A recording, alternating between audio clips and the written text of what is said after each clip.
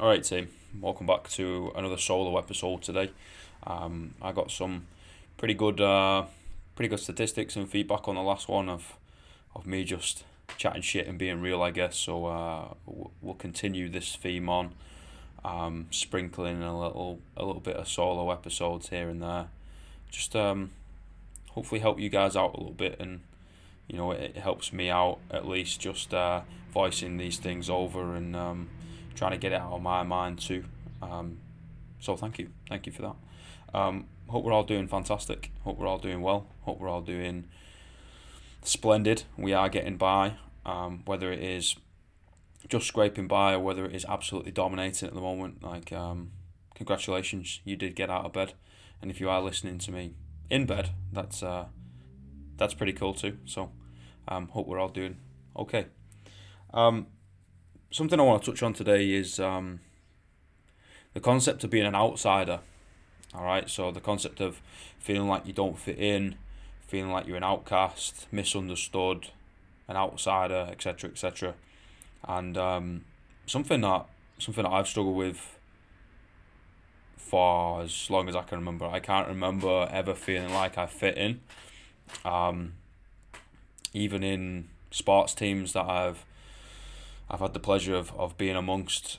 I came to a school a little bit later. I came to the sport a little bit later. And I feel like I didn't necessarily slot in perfectly well. I wasn't just one of the lads, or I wasn't just one of the boys. You know what I mean? Like it kind of was with this facade, this ego, this role that you play. Um, but I didn't. I don't feel like I truly fit in, and there was a lot of things that swirled around upstairs that you forget about. You push to the side because you want that external comfort of fitting into a group or a posse or a gang or a team. And something I've been meditating over the past week or 2 weeks, probably a little bit longer actually, maybe close to a month, and something I've been revisiting in my own mind and just trying to figure it out of why is it? Why do I never feel like I fit in? Why do I feel like I am the outcast all the time, and I am this man that can't call anything his home and can't feel like I'm just one to use? And the realization I come to is it's within myself. And I reckon if you ever feel like an outcast, it's because there's something within that you've not shaken hands with. There's something within that you've not put to bed. And there's something within that's still hurting. And it's a really weird realization I come around to. You the easiest thing is to lash out and be like, nah, you don't understand. I'm misunderstood, blah, blah, blah, blah, whatever the fuck it is. And it's easy. And a lot of the times, you do end up doing those things, and it takes maturity to be able to hold your hands up and go, in fact, that was incorrect. I apologise. And if you are still hurt by those actions, I can't go back and change it. All I can do is rectify the mistakes in the present, so I don't multiply them in the future. I don't. It doesn't reoccur. Yeah, it's a really weird realization to come to terms with. But I think that self discipline, that self work that we sort of spoke about, I think 2 episodes ago, is really important. It's really, really important, and you can figure out every fucking answer to every question you want by ripping yourself apart and building yourself back up and be like, well, what's going on? Why does this hurt me so much? Why don't I feel like I fit in? I feel like the feeling of being misunderstood destroys a lot of things, because you feel like you don't fit in, then you start being really awkward or anxious within a group and an environment, and then because you feel like you're awkward and anxious, then you start acting in a weird way or playing a role that's not actually you, and you say things you probably wouldn't want to say, or you end up insulting someone because you do a joke that's a bit too close to the line. And now that's something that I know I do 110%, and that's something real, and that's something I don't usually tell anyone, but fuck it, let's put it on the internet. Is making a joke and always trying to make people laugh. And my reason behind it is, if you make someone laugh, at least for a split second, they're feeling joy in that time of their day. They're not feeling sadness or emptiness. And it's true, but at the same time, you're doing that person, you're doing that situation, you're doing that environment a disservice, because you're not being yourself. Don't get me wrong, there's time to put on the clown costume and be a fucking idiot and make everyone laugh. But there's times to be real, man. And if you can't be real, first of all, if they don't accept you for being real, then they're not truly your friend. Or, you need to go away and think of whether you want them around you or not, whether it's platonic or romantic or whatever. And then also, if you're not willing to be real with them, then that's on you. And that's a big one. Like, most of us create this wall, construct this gigantic wall where we shove everyone on the outside of it, and then we wonder why we feel like the fucking outcast. Doesn't make any sense. Like, we're not staying, one, true to ourselves, two, respecting what this environment or relationship is, and then three, turning around and be like, well, I'm misunderstood, blah, blah, blah. Yeah, no fucking wonder, dipshit, because you're playing a role that isn't you. Like, they understand the role, but they don't understand you because you're not fucking playing that role. You're doing something else. Like, of course, they're going to misunderstand you. Of course, people aren't going to get who you are. Of course, you're going to feel like an outcast. Of course, you're going to feel like a clown because you've put this fucking external mask on that is someone else's personality, some different role, and then you are living behind it, and you're not showing anyone. Of course, they're not going to fucking understand you. It's a really weird, strange, bizarre concept that I think it might be from Hollywood, or putting our heads in the sand, or dreaming, or head in the clouds, or whatever, of just like, oh no, I'm going to meet that one person and they're just going to like figure me out. Whether it's going to be your best mate, whether it's going to be your partner, whether it's going to be like an acquaintance, whether it's whoever the fuck it is, whether it's your parent, or guardian, or whatever. That don't happen. Like, if you shut people out, that ain't going to work. You are going to feel like an outsider. Which is strange. And it goes back to that, broken child or hurt child, as some of us call it. And go back to my analogy of the boy in the box, of, my boy, whoever I was as a kid is in a box, and the adult amongst tries to protect that child as much as possible, and by doing that, they shove them in the box. But in the box, they're alone. They're really lonely, and there's no one around, no one to comfort you, nothing to do, nothing to see, and you're eventually going to go a bit stir crazy, right? And again, you keep playing this role of something else that ain't you. And I think we're all done with doing ourselves a disservice, right? Mental health is spiraling, whether it's you're developing it for the first time, or it's getting worse and worse and worse, or it's getting more complex, or whatever the fuck it is. I think it's because we're all playing different roles. Different roles of whatever the fuck it is, to try and impress whoever the fuck it is. And I wrote something yesterday, and one of the greatest feedbacks I've ever received from anything, whether it has been sport related, or whether it's been poetry or some sort of philosophy, or me just flinging up a bloody quote.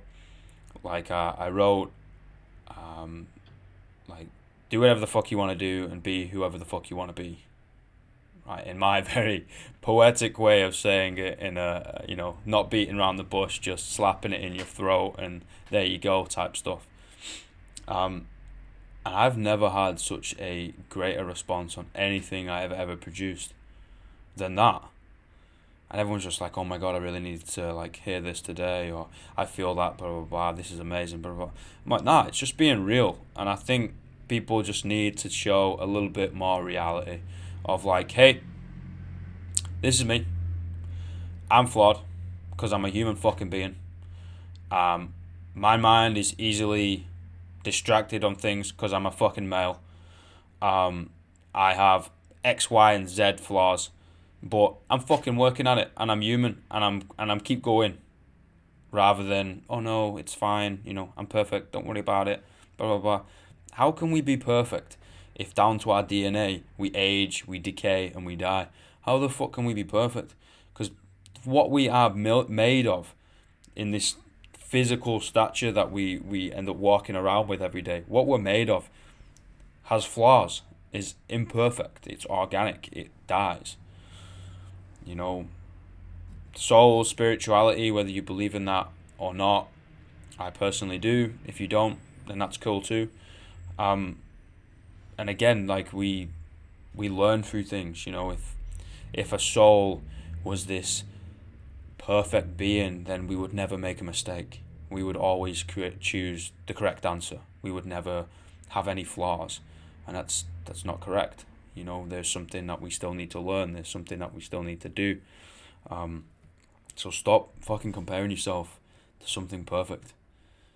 I read a Jordan Peterson quote the other day where it was basically like, the only person you should be comparing yourself to is yourself yesterday, and it's couldn't be more true. Why would I compare myself to any one of you guys, and why the fuck should you compare yourself to me? We're from different places. We have different upbringings. We've had different cards dealt to us. We are naturally more talented in different ways. We've produced different things. We've plowed our energy into different things to do. We've had different experiences time and time and time again. So how the fuck can I compare myself to you? I'll share what I'm going through, and maybe someone can relate and take aspects of it and maybe help each other out, and lend a helping hand to people, and vice versa. But you should never compare yourself to me, and I should never compare myself to you. Which goes back to that not fitting in. Which again, like, what does it mean to fit in? To copy someone? So then maybe like the definition of fitting in is to be a complete copycat of someone, and to completely disown your own personality, which then in turn bites you in the ass and doesn't make any sense. So maybe we strive to not fit in. Maybe we just rebel the other way, and you see that, within teenagers when they don't conform to societal pressures, which again is cool. Do whatever the fuck you want to do. Of course, if you're not like sparking hate or anything like that, or hurting anyone, then do whatever the fuck you want to do. Like, just find out and figure out who the fuck you are, and that's cool. And whoever you are can change, that's allowed. You're allowed to change. Again, this is something that I fucking struggled with, and more than likely still do, is, oh, well, I can't do that because I'm this person. You're allowed to change, man. Like, you're going to go through some things in life that will teach you some lessons that you didn't know before. That means you're living life. Okay, congratulations, you're living life. You are learning lessons that you didn't know before. That means you're alive. Well done. Now you can change because of it. You can gain something positive from it. And a lot of time, like, thinking of people and situations back home, like, they refuse. They create this arrogant and stubborn mindset of, no. This is the way things are. This is loyalty. This is patriotism. I'm like, okay, you can be patriotic, you can be loyal, but you can also change. You can also learn, adapt, overcome, progress. You can move forward. You don't have to stay in the shit you were born in. That's something that a lot of people struggle with, especially thinking of home, especially thinking of imposter syndrome, right? Again, something else fits with being an outcast, fits with being cast out aside and not fitting in and feeling misunderstood. You feel like you're not supposed to be in the place where you are. You feel like you're not supposed to have done the things that you've done. Well, you're not supposed to be dealt pocket aces in a game of poker. It's supposed to be really fucking rare. A royal flush is supposed to be real fucking rare, but guess what?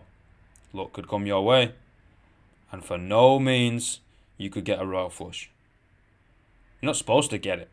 Alright? You're not supposed to beat the fucking house. You're not supposed to win the lottery. You're not supposed to do this. You're not supposed to do that. But it can happen. Life can happen. And you add in all the fucking work you've put in to get yourself there, give yourself some goddamn credit, man. Give yourself some goddamn credit.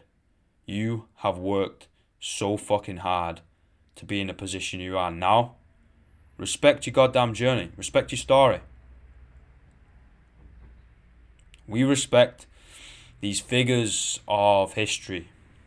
We respect the March on Birmingham, Martin Luther King Jr. We respect Winston Churchill of the "We'll fight them on a beach" speech. We respect Nelson Mandela with 30 odd years in incarceration. We respect these giant figures of history and we respect their story, but we don't fucking respect our own. What's going on? Big yourself up. I mean, there's a fine line between confidence and arrogance, right? Sometimes you gotta tread that line. Let's try and stay underneath it. Yeah, granted.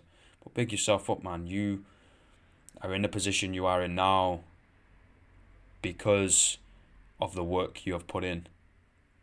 Simple. Plain and simple. Full stop. Period.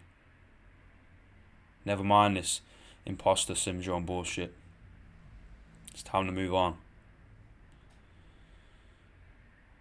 So I guess I'm going to read another poem for you.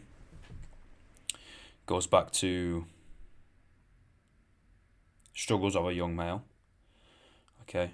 I'm not going to go into too much detail, as with my style of writing, the reason why I wrote it will remain unsolved. And whatever you get from it is exactly why I wrote it. So hopefully you enjoy this one. This one is called Young Man. Sat holding his toy, all this weight on a boy, mature soul in a young mind, fighting thoughts that aren't kind, trying to hold his chin high, takes all his strength not to cry, back to work to make his family secure, his diseased mind has no cure, always puts himself below another, became a man to protect his mother, fought for what he had and fought to keep it, walked through hell and didn't quit, always done what he can, only a boy when he became a man. Now obviously that can relate over to a lady too, a young lady. But I'm a male, I'm a man, so I can only speak from experience, and I would love to hear your stories. Maybe read or hear anything that you guys wrote down, or even see it in any type of visual artwork or anything like that. I'm fascinated with all different forms of artwork and how people express themselves and deal with the emotion, right, and deal with the pain. It's hard, but at the same time, it needs to come out of your head, otherwise it will drive you into oblivion. And if anyone, wants to read anything like that, you can check it out on Amazon. It was up there. Shameless plug, I know, but I'm rather proud of it. It's taken me 6 years and it's finally in my hands. When Time Seemed Dark, poetry by me, Alex Thomas. Search it up on any Amazon and it will come up. So appreciate that. The feeling of being an outsider team is one that I'm sure many of us know awfully well. But it also starts with us. And I think we can move past the whole blaming other people for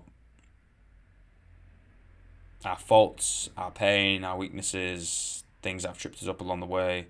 I think we can move past that now, team, and we can start to develop a team, a support network that works on each other. Like, we all work on ourselves and support one another. And I think that's the way forward, guys, is to walk through the middle of the storm, you know?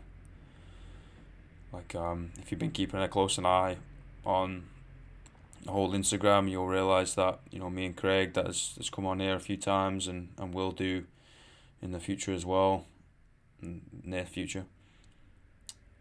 We've been doing a lot of stuff for the mental health charity and here in New Zealand, and practicing, or trying to preach, to talk. It's okay to talk.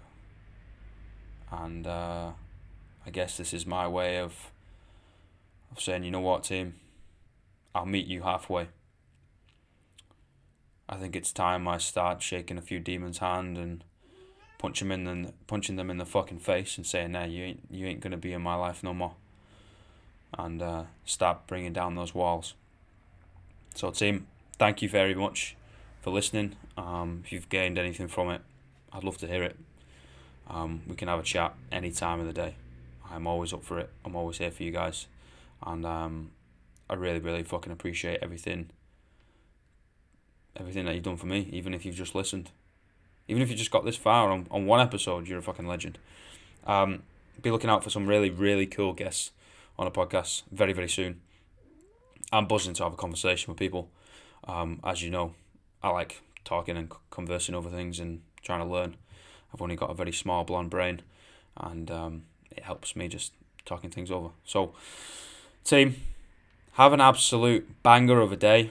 All right. If it turns out to be a shitter, focus on the small wins. Get yourself a coffee. If you don't drink coffee, get yourself a tea. If you don't drink tea, drink some water or whatever that is you want to, drink and chill the fuck out. Team, I love you. Peace and love. See you later.